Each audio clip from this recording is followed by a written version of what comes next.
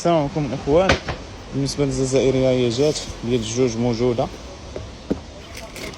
هاي تبارك الله اللهم بارك. 2 كيلو 90 درهم.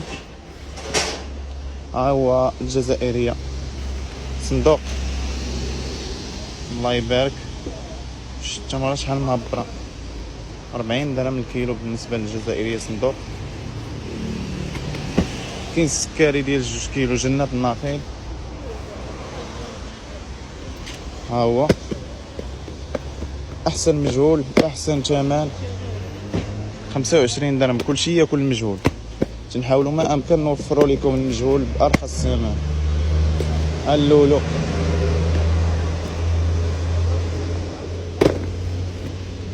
اللولو تبارك الله الله يبارك.